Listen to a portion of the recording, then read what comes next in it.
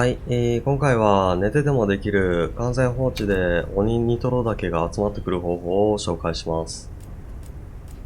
で、今回の方法で集まってくる量なんですけれど、だいたい10時間放置ぐらいで、200個以上は集まってしまいます。はい、早速ですが手順になります。手順はこの5つになります。で、最初の1、2、3については、この類の自動採集系、放置で採集する系で、共通の手順になります。で、もう知ってるよっていう方もいるかもしれないんで、今回は、まずは、先に4、5の、この今回固有の話を先にさせていただこうと思います。で、もし、1、2、3について、知らないよっていう人がいれば、どの動画を見れば説明されているかっていうのをこの動画の最後で、紹介したいと思いますので、よろしければそちらを参照してください。では、早速4スキルについて説明していきます。はい、まずスキルについてです。今回関連するスキルは4点あります。で、それぞれ必要性に応じて、色分けしてみてます。で、まずは、必要性最大マックスの赤色のやつ、それは環境適用レベル1になります。で、こちらは暑いところで放置することになるんで、死んじゃわないように、レベル1をつけておくことで、クーラードリンクと同等の効果が得られるので必須です。はい、2点目、こちらはぜひつけて、いただければ効率が高まるというもので、食生学になります。で、食生学は、レベル1で草系。で、今回レベル4のキノコ系がだいぶついてると美味しいので、レベル4までの発動を強く推奨します。はい。で、3つ目、4つ目はお気持ち程度です。まず、威嚇スキル。これは、つけてると小型モンスターが寄ってこなくなるっていうやつなんですけど、そもそも俺が放置してて小型モンスターが寄りつく気配がなかったんで、いらねえかなと思います。はい。で、4点目、先達の導き。これは、たまに最終オブジェクトがキラキラして最終数増えると思うんですけれど、それを促すためのシリーズスキルになります。で、これ、つけてみて実際回してみて思ったんですけど、基本的に俺の場合は運がなかったのかキラキラしないで、100回に1回ぐらいキラキラしてたかなぐらいだから、そんな無理して発動させる必要は今んとこないかなと思います。はい。ということで、もう環境適用さえこれついてれば始められるという状況で、あとできれば食生学レベル4があれば、なおいいですねというので、スキル構成自体は非常に簡単な感じでスタートできるかと思います。はい、スキルについては以上になります。はい、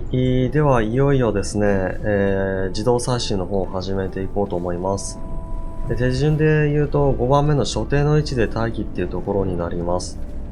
で、所定の位置ってどこなんだって話なんで、場所の紹介をします。まずマップを開きまして、で、十字キーの上下で階層が選べるんですけど、一番下の階層に移していただいて、で、ここですね。今火走りの状況だったりして、季節によって鬼ニトロ4つ出てくるんですけど、季節によってはこの2個しかないことがあります。で、番号的に言うと、エリア15。15って書いてるところの右上ら辺になります。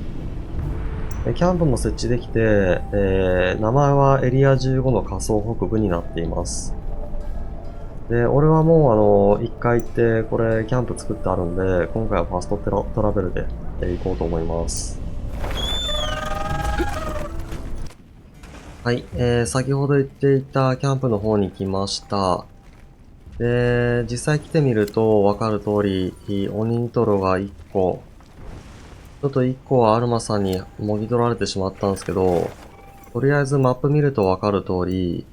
この三角が私で、で、鬼ニトロが4つありますと。で、このすべての射程圏内に入るような位置で、待機して、で、アルマさんとお供に拾わせていきたいなというのが今回の手法です。で、いろいろ試していて、分かったんですけど、この右側の2つは、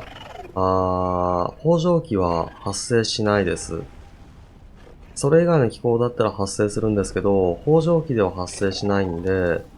確実に発生する左側2つ、これを狙っていきたいと。で、それをしつつ、右側のこの2つを総取りするっていうのは、なかなか、俺の縁的に厳しくて、いけても、この右側の1つだけだなというのが、実際のところでした。なんで、狙っていくとしたら、この2つは確実にっていうあれなんで、今よりもうちょっと左側で、で、もうちょっと下側でもいいかもしれないですね。微妙ですけど。で、この3つをしっかり取っていくっていう位置に立とうと思います。はい、位置取り的にはこんな感じですんで、よかったら参考にしてみてください。はい。で、2点目の注意事項なんですが、どうやって発覚を免れるかで、これ前回の動画で神様のようなコメントをしてくださった方がいたんですけれど、隠れ身の相違ですね。これ、一歩も動かずに、その場にいて何のアクションも取らなければ、消費しないという仕様です。なんで、これのおかげで自動採取の可能性がかなり広がったなと思って、本当に神様ありがとうございました。はい。ということで、しっかり隠れ身を着ていって、で、さらに意味があるかはわからないけど、ベストを尽くすためにしゃがんでいると。はい。で、3点目の注意事項はカメラの向きになります。カメラの中央に、最終オブジェクトがあると、それをアルマさんが撮ってくれないっていう仕様があるようです。